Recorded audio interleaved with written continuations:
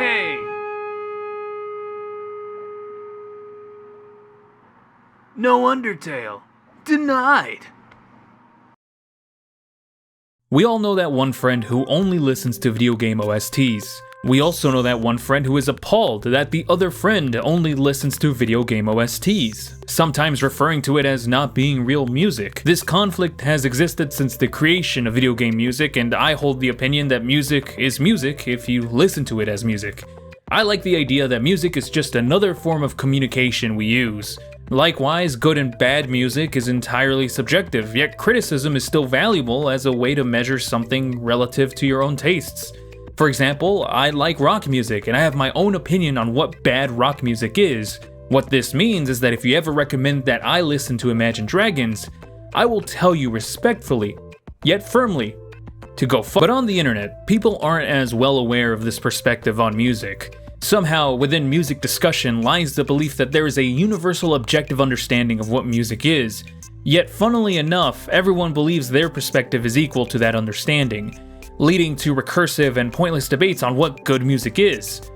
Personally, I do get bored with people arguing about what objectively good music is because of how unpragmatic and pointless it is. Almost no one is going to have their opinions changed just because someone, one way or another, mathematically proved that one song is better than the other. Rather, I find it way more interesting when someone explains their own personal reasons for why one is better than the other, and then builds on from there. Like when someone says, if you like this song, then you'll like this other one for so-and-so reason. Maybe there's a song that better fits that criteria of what they're looking for in songs. Like how I think that Pearl Jam's Black is a better example of what grunge is than Soundgarden's Day I Tried to Live and Nirvana's Come As You Are, by just the sheer angst of it.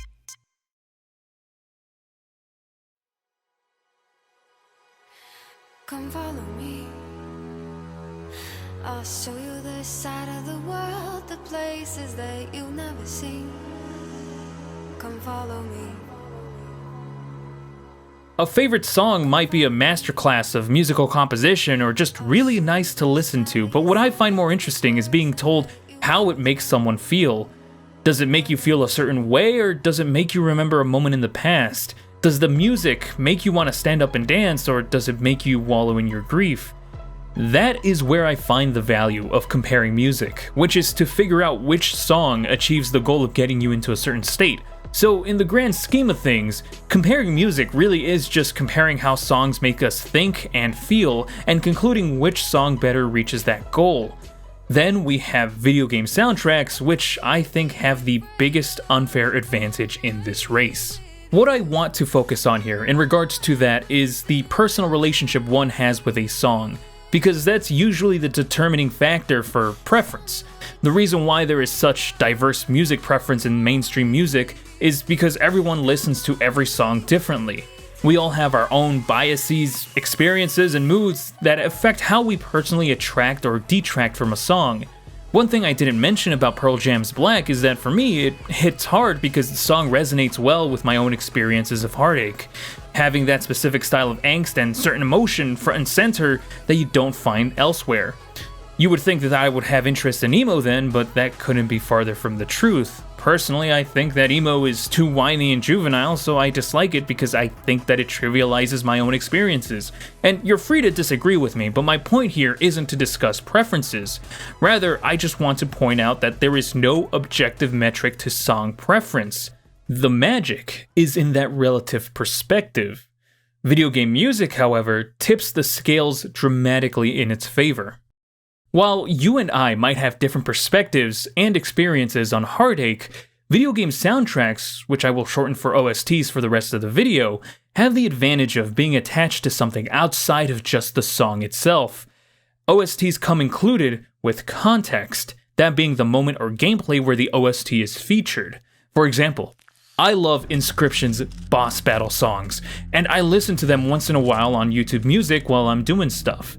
The reason why I love them so much is because of the memories I have of fighting and losing and fighting against those bosses, and just the incredible campaign that Inscription had.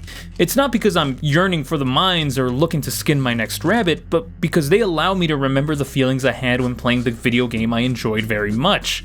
But what if I shared this song with someone who had never played a game before, let alone Inscription? I can't speak for everyone, but I can rest assured that likely the listener won't have the same fondness of the song given.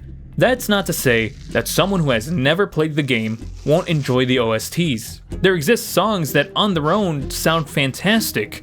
In fact, it's one of my favorite things to look for, which is stellar music from games I've never played before, because it's pretty cool finding a song that might just be legitimately good, no context required. My favorite and many others is Sticker Brush Symphony from Donkey Kong Country, a game I have never been in remote proximity to. But I'd be a liar if I said that it wasn't one of the most beautiful songs I've ever heard. Yet if I were to come across someone who did play through Inscription and liked the music, then suddenly we have something in common and will undeniably agree how great the soundtrack is. There would be slight variation, but because we share the context of the OST, we can share our praises. To us and our fellow Inscription players, we can agree that those songs are some of the greatest ambient horror-esque OSTs ever. But are they really?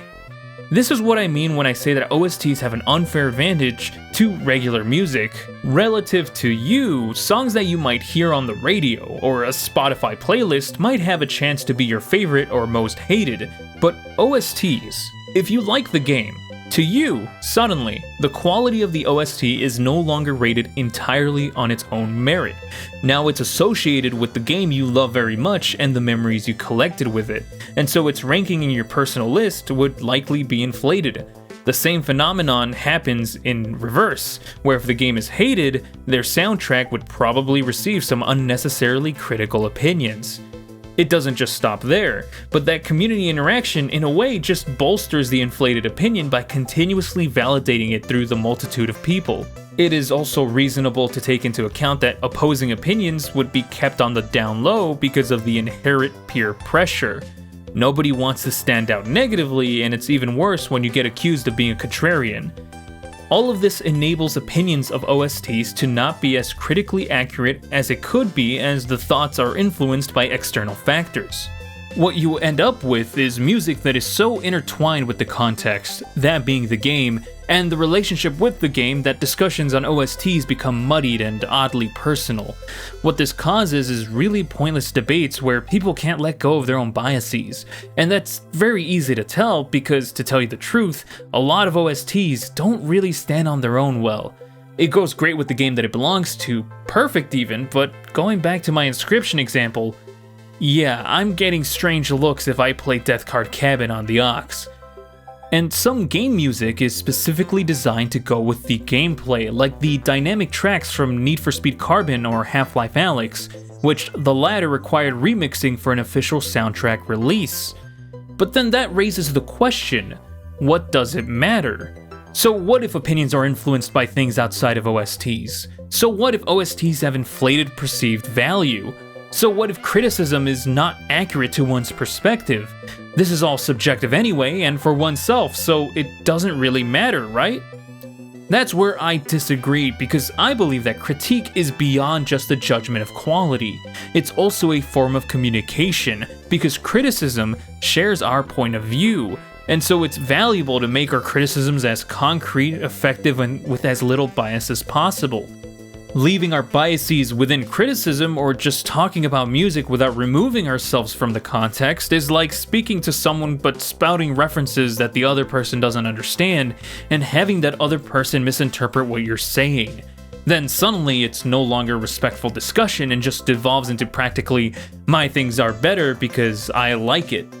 So all in all, I really like discussions on OSTs, but really urge people to take a step back and have a critical lens to their favorites, as it can unearth what we truly appreciated about it, and not just because it went well with a moment in a game. It also makes it a lot easier to communicate with someone else the qualities of the OST without having to require context. And yeah, afterwards the song's perceived quality might diminish, but sometimes you'll find out that an OST really stands on its own very well.